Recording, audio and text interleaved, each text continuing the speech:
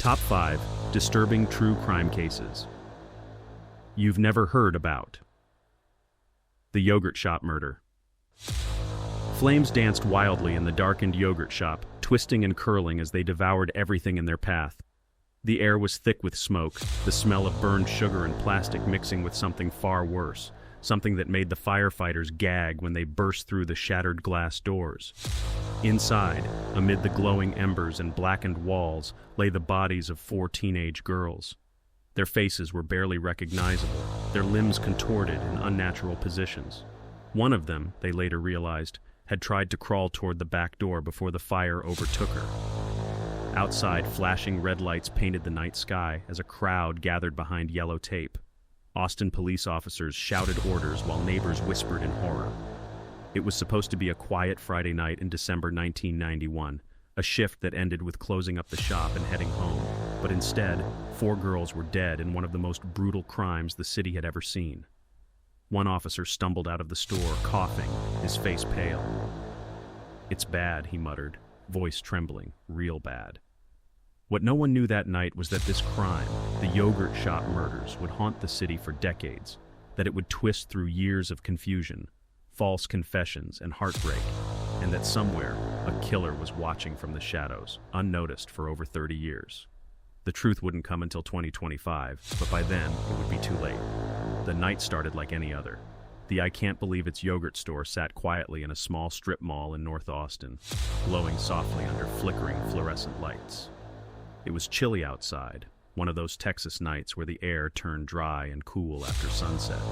Inside, the smell of frozen yogurt and waffle cones filled the shop as 2 teenage girls, Jennifer and Eliza. 4 teenage girls murdered in North Austin yogurt shop.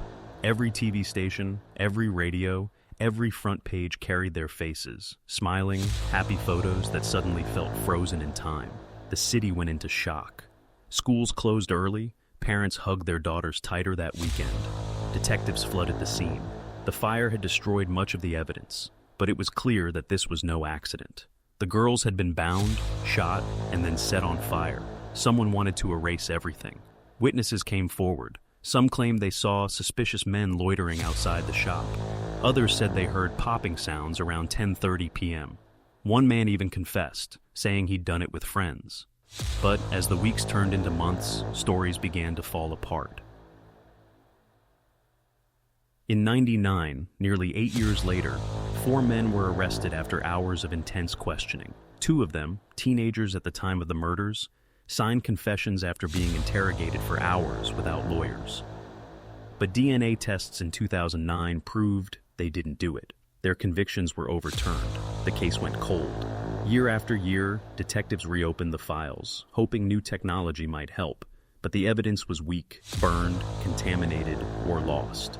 It felt like the killer had disappeared forever. Then came the call, 34 years later. It was early 25 when an analyst at a Texas crime lab noticed something strange while running old DNA samples through a new federal database. One partial DNA profile, found under one of the girls' fingernails, pinged against a name in the system, a man who had died years earlier. His name was Robert Eugene Brashers. Brashers had been a traveling handyman and ex-convict. He'd served time for assault, burglary, and attempted murder. But there was more. Ballistics from an old crime scene in Missouri matched shell casings from the Austin yogurt shop. Everything fit. The DNA, the Okoki, Ebol, Etz, the timeline. Brashers had killed himself in '99 during a police standoff. He never faced justice. When the news broke, Austin froze once again. After 3 decades of confusion, the mystery was finally solved. But the answer only brought more questions. Why those girls? Why that night? And how close had he come to being caught before slipping away? But back in '91, no one knew any of that. All they knew was fear. In the weeks following the murders, police questioned everyone who had ever been in that shop. Teenagers who had ordered frozen yogurt days before, delivery drivers, even the girls' classmates. Rumors spread through schools about strange cars parked outside, about men watching from across the parking lot. Jennifer's father couldn't sleep. Every night he drove by the burned remains of the shop, just sitting there, staring through the yellow tape. Sarah's school friends left flowers by the door, only for the wind to blow them away by morning.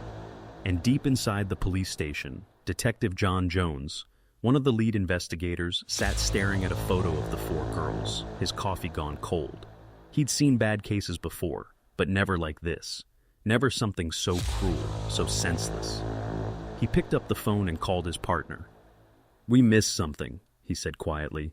"Go back to the shop tomorrow. There's something we didn't see."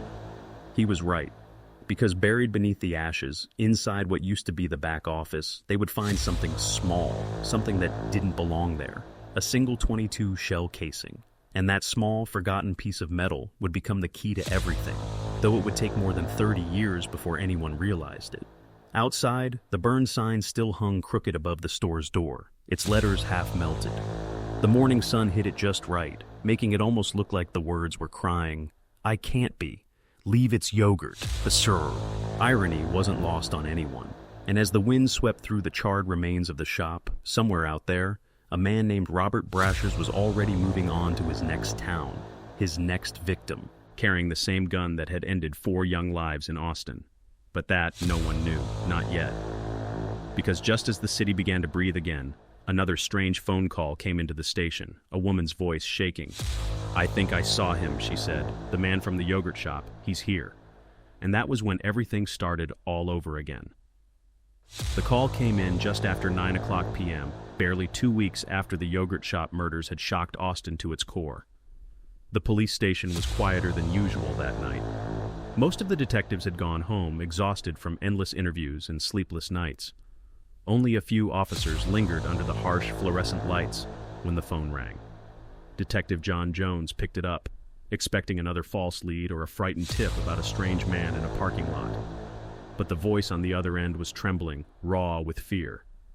"He's here," the woman whispered. "The man from the yogurt shop, he's in the parking lot across from my apartment right now." Jones straightened in his chair. "Ma'am, slow down. Who's there?" "Can you describe him?" "He's just standing there," she said. "He's been out there for almost an hour. I saw his face on the news. I swear it's him. He's got a gun. I can see it tucked in his jacket." Within minutes, 2 squad cars were speeding through the dark Austin streets. The woman lived near North Lamar Boulevard, only a few miles from the yogurt shop. The officers arrived to find the parking lot empty except for a few scattered cars and a lone streetlight flickering above. The air was thick and heavy, the kind that carried every sound. Jones arrived last, stepping out of his unmarked car, his hand resting on the grip of his pistol. Oh, he scanned the area, nothing, just shadows and the faint hum of a vending machine near the laundromat. Then he saw it, a cigarette butt glowing red in the darkness, just beside the dumps. Their mother kept their shoes lined up by the closet door, their hairbrushes still resting on the dresser. Every morning, she woke up hoping it had all been a nightmare. Amy Ayers' parents couldn't even bring themselves to drive past the old yogurt shop. "She was just a baby," her mother said softly in an interview. 13. She wanted to be a veterinarian. She loved animals. And Eliza's father, silent, broken, spent every night sitting in his truck outside the police station, as if waiting for someone to come out and say they'd caught him. But they hadn't. In early '92, a new lead surfaced.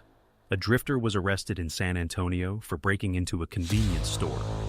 When police ran his record, they discovered he'd once lived in Austin and had a history of violence. His name, Michael Scott.